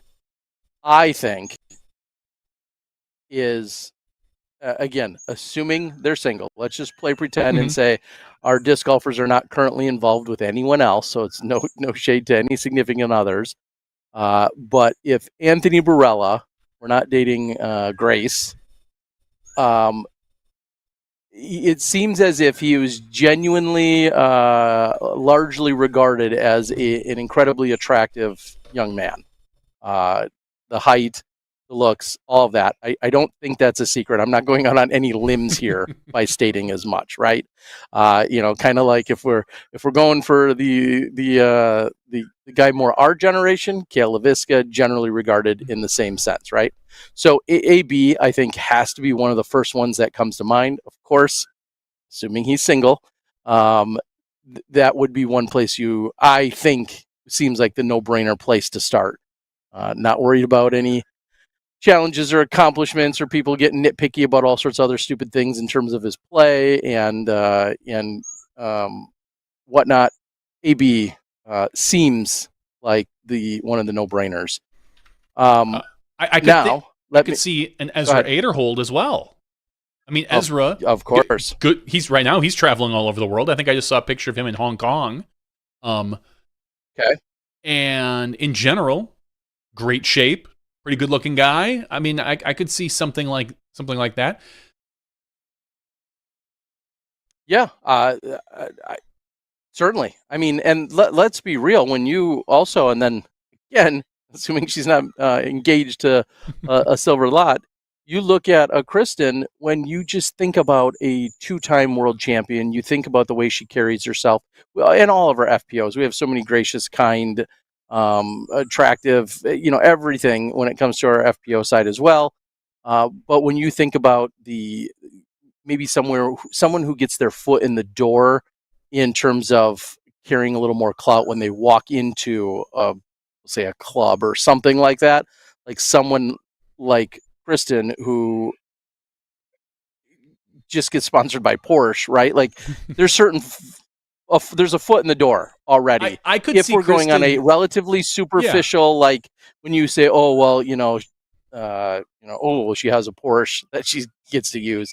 Like, if you're going to keep it high level and semi superficial in that sense, yeah, exclusively on that, then you could arrive at that as well. But see, and I could see Chris Tatar, like, if she were not with Silver, be engaged, by the way, right now. So we all know that. Yes, everybody back off, simmer down. Exactly, she's engaged. But would it shock me if she weren't engaged? If someone were to say, "Oh yeah, she's dating the biggest rock star in Estonia, whoever that may be," it feels like she is like such a big fish in the Estonian pond that exactly. She just she would get to know or even in we'll say Western or Eastern Europe in general. It just maybe not all of Europe, but maybe more Eastern Europe, that area. Like, would it shock me if you say, "Oh no, she's dating like the biggest rock star in Eastern Europe, and it's some folk metal band"? I don't know, just making shit up now, but like that would not shock me because of her profile.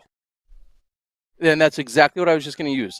If we're talking like when I'm thinking about profile of players, and so let's be very clear, we're not at all making any exclusive judgments on any kind of looks here with anyone. When you're talking about the profile, along with kind of their overall disc golf prowess, and then, in that sense, that's where I think we arrive at, some people that immediately jump out at you. I guess I'm being a little bit not hypocritical, contradictory though. Like, immediately I go to the two most revered, best looking men that are often talked about. You think of on our women's side, there's any woman that is a fierce competitor that goes out and then carries themselves the way that they have. I wouldn't be surprised if any of our top women were dating any kind of superstar or model or rock star or whatever you want to say, or movie star, for instance. I don't know. It's kind of crazy. Funny question, especially with a lopsided answer that I have. Huh. Anyway, and then I'm going to somewhat pivot, which was my second point to that in bringing up AB. Did you see the post where it looked like AB got kicked out of a Suns game? Yes, I did see that, and it fooled me at first when he said, me too. When he said he got busted, because it was that same jersey and the same kind of lanky person. And it isn't until the very end of that video you can kind of see a profile and you realize it's not AB. That person getting kicked out by Luka from the NBA, and AB claiming it was him, which not clearly, but it was not ultimately in the long run. I thought it was at first for like the first 10 minutes. I was like, wow, look at this. This is crazy.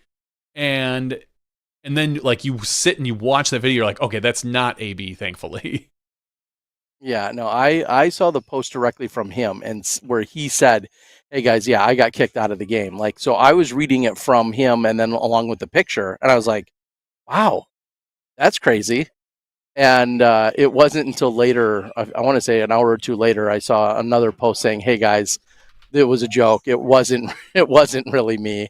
So I'm glad I did see it, because when he himself, like, again, we know how the internet and rumors work, right? Like, you could see 1,000 people post it and you just assume to be true, or maybe you second guess it, but it would be, plausible that it's true. But then when he himself said, "Yeah, that was me," or "I got kicked out," I was like, damn. So anyway, kind of funny to see that all go down. So that was another thing that led me straight to the AB conversation about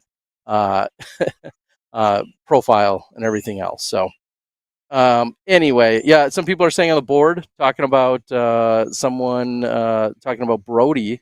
Wait. Yeah. No, Brody just joined the chat, and he asked he's like, okay. What did I just walk into? He caught us in the middle of the dumbest conversation we've had. Yeah, exactly. He caught us in the middle of our after show conversation about who would, which of our up and coming pros would possibly be dating a rock star. Yeah, and then I guess it's funny because I didn't even really think about it from an up and coming perspective either. No, I mean up and coming. There's like maybe 5 to 10 up and coming players right now. But everybody else is pretty well established, I think, and it's really funny, and I hate to, I don't want to stereotype, but it's just the young guys in in Alden's crew. Just those are the type of people like I couldn't imagine that because I don't see them out socializing like I would a Tatar or like an Ezra maybe or AB that would go out and find that. Like those guys seem like they're very fun and happy and content to do their kind of thing, but it's just I couldn't see them getting into a position where they would meet somebody like that. But maybe that's different if if anything happens or could change like that. Well, I mean, half of them aren't old enough to get into the bar scene or a club scene, which is maybe a common meeting place for some of these these things to unfold in the first place. But yeah, a number of those up and comers, like you said, aren't even old enough to get there. So, not that that's the exclusive place that this introduction or meeting has to happen, but yeah, I'm guessing we're not going to see. I mean, just to be fair, I don't think we're going to see a ton of celebrities.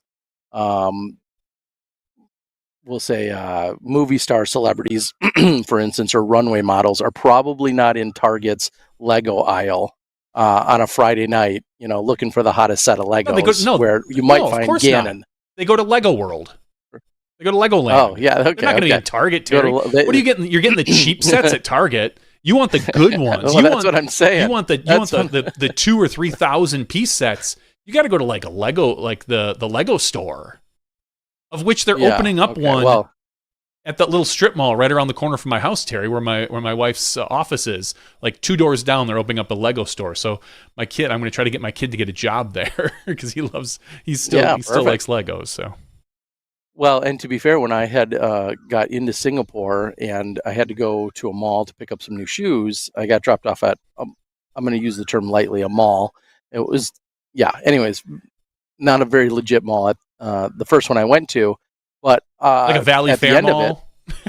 Not even. Not even. It was a pretty... it was the shell. It technically was a shopping center of sorts, but it had like 5 businesses on each side, along with a couple of places to eat. And it really was just kind of the entranceway into Legoland of Singapore.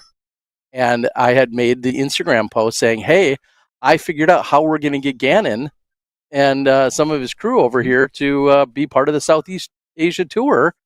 Here's a Legoland. And he replied to the Instagram and posted it and said, yeah, I'm there. So maybe we just have to entice him with Legos. But yeah, there's a Legoland in Singapore, and I haven't looked for the next closest, but I know there's one there. So, and Singapore is a pretty common layover place for a lot of the Southeast Asia activity. So, yeah, or he could meet the next, movie celebrity superstar at Walmart in the Lego department. I don't know. Anything's possible.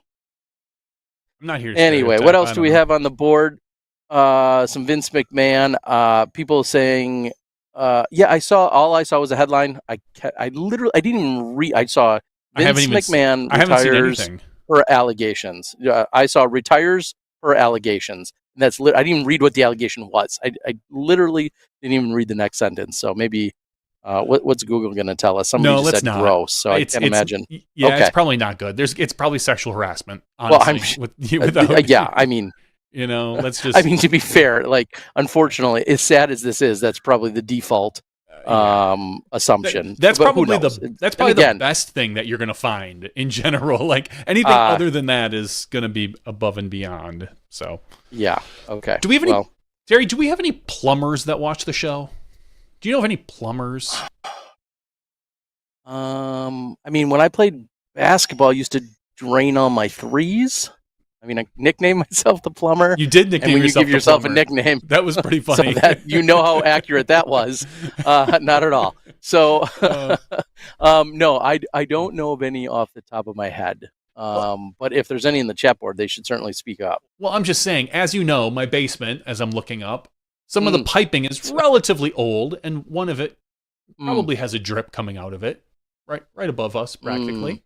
So I'm looking at maybe repiping my basement.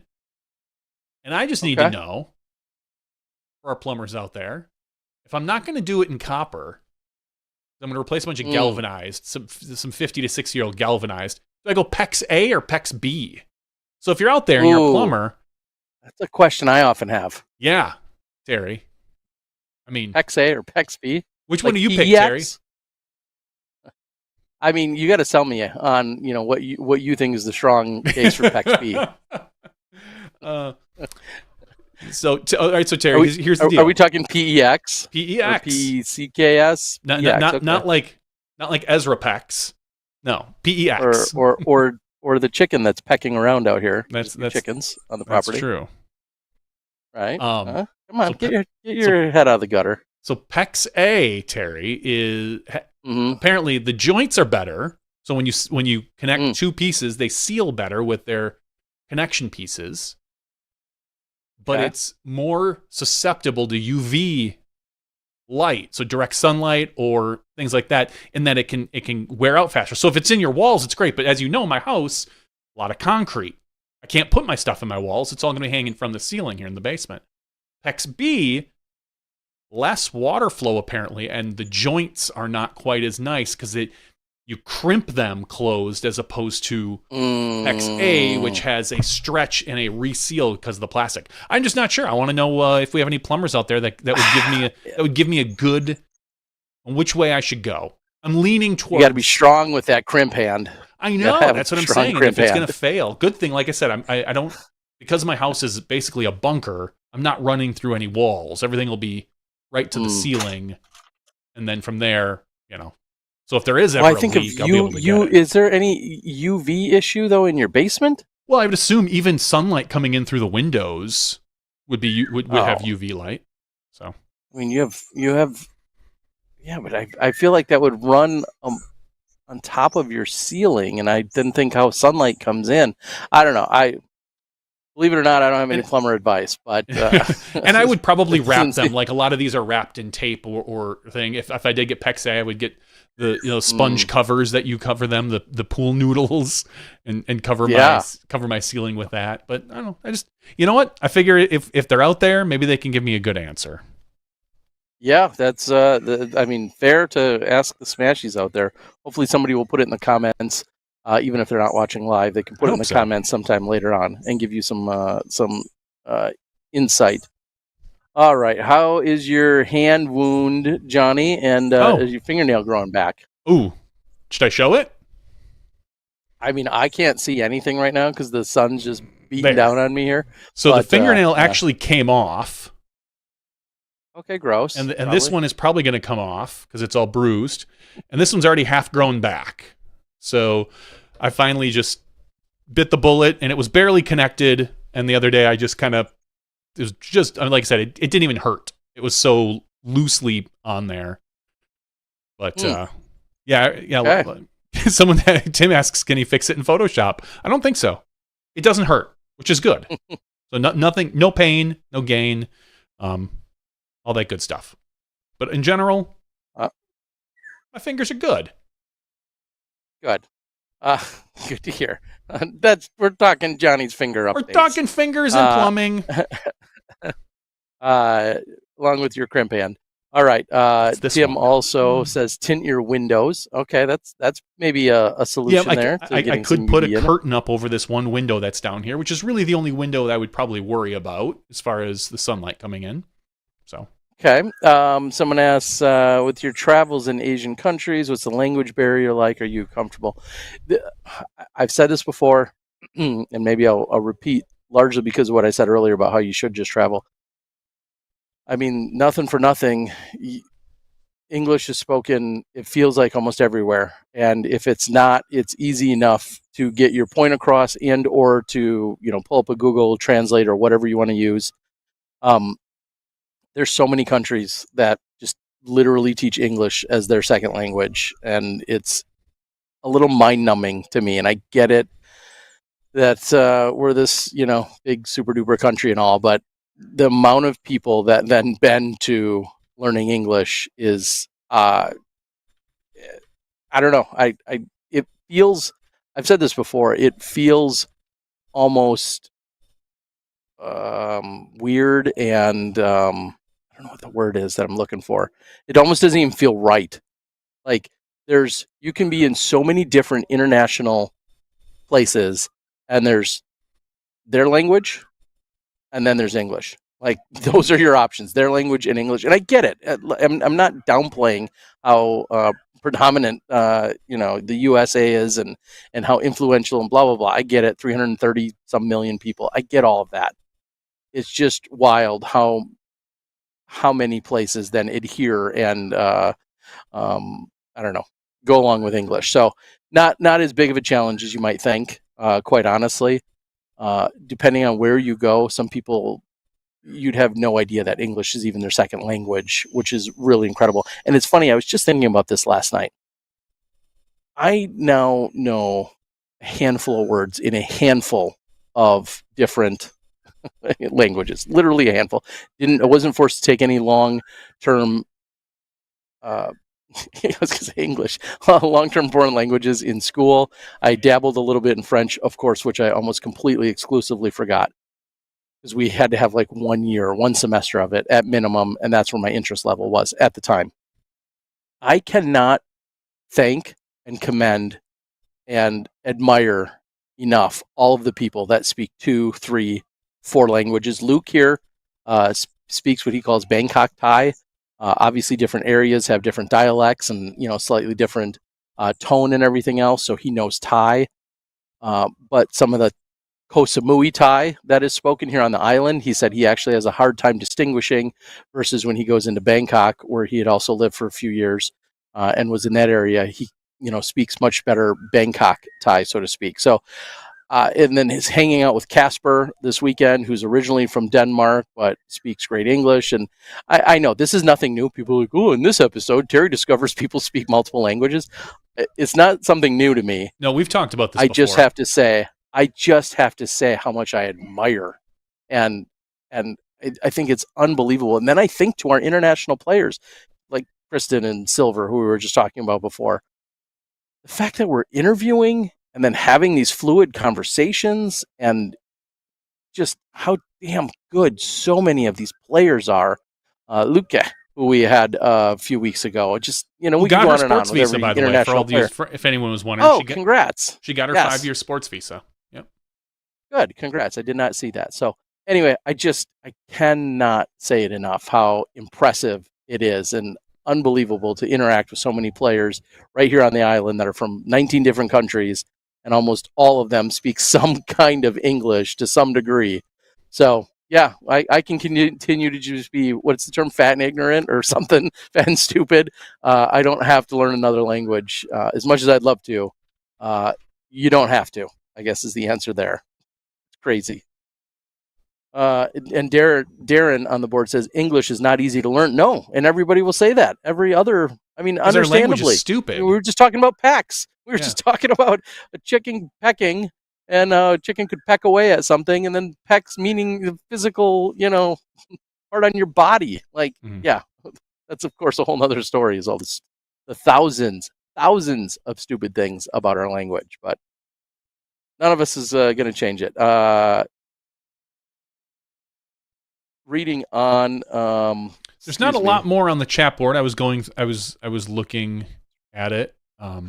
Fair question comes in from Ray. Do you have the best room on the property, Terry? Are there lots of visitors at the moment? I do not have the best room. I'm not on the property, even if I do largely pay the rents on a couple of them. One is being mid to long-term rented, and then Luke, the property course manager, lives in the other one. That's, I can almost reach out and touch it right here. I'm working off his internet. So he lives in one. That's where Nigel and his family lived, and then Nigel's mother-in-law and a few others lived in the other house. And that's, like I said, has a kind of a mid to long-term rental being used right now by he's a golfer. As I've said before, I really love the idea of when I come here. I've been at a different hotel every single year I've been here.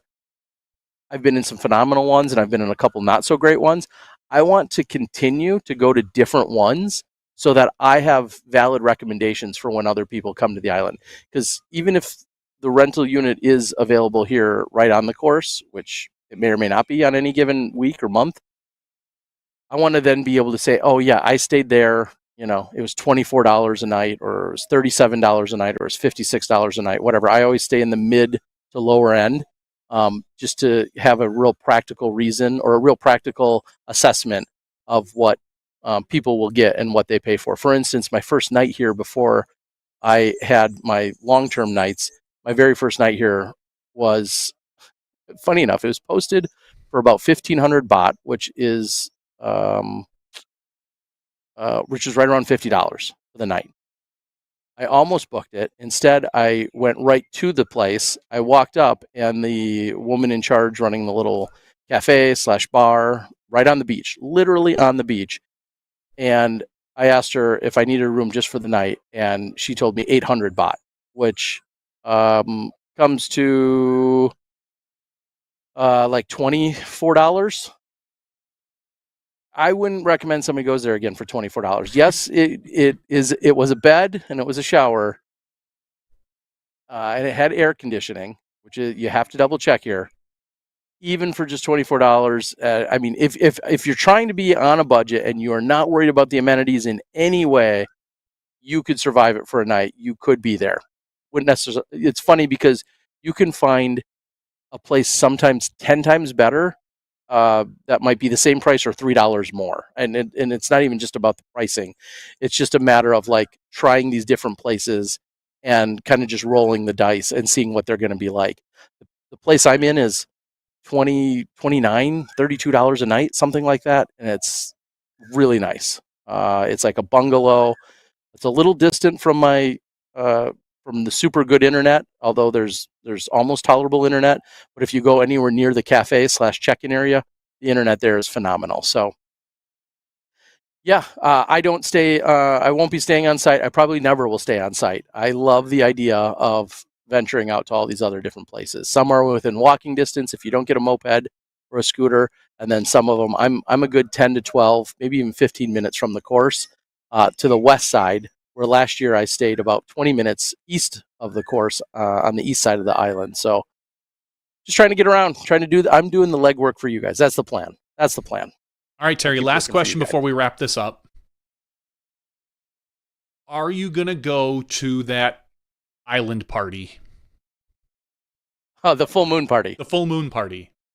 No, not this year. I can't. I don't think the timing works out for when I'm here. How did Nigel just put it yesterday? He said, "Don't bring anything to that you plan to keep." That's I think what he said. He said that their secondary flip-flop market, it has to be off the charts because you go there with the basics. You get ferried onto this island. You go there with the absolute basics. It's a pretty intense night of celebrations and partying. And then it sounds like a lot of, it sounds quite questionable. So I'll try it at some point, but not this year. Okay. I think literally the timing doesn't work. I think Perkins and that crew, maybe Perkins and Conrad and Page, and I don't know if Hokum went.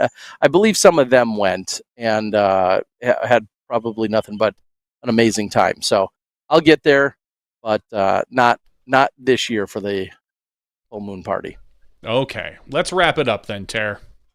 All right. I'm gonna take in a little bit of this amateur golf as I see groups getting ready to tee off, some people trying to get some practice rounds in. Well, show them how the owner does it until they're all done. I mean, I did shoot under par yesterday, right? I mean, you really should be. If you're not shooting, yeah, come here, nice relaxed round. Come and play for it. No scooter wrecks, Glenn says. Glenn, I am on board. Knock on some wood here on my bench. Knock on wood. Fifth visit here, and never had a scooter wreck, and we're never going to. That's the plan. All right, guys, that's what we're going to do. We're going to call it Koh Samui. Little wrap up of Malaysia and Singapore. Next week, I'll be still here in Thailand. I'll be in Chiang Mai, and I'll probably be able to log on next week as well. Probably do it from the same spot, but there won't be a tournament going on. And so we'll be all good to go. But with that, podcast 491, Johnny, thanks for holding down the fort back there, or building snow forts, whatever you got to do in Wisconsin. I'm the Disc Golf Guy, and for me and Johnny, we're signing out of Smashbox 491 after show. We'll see you next week. me step inside the smash box.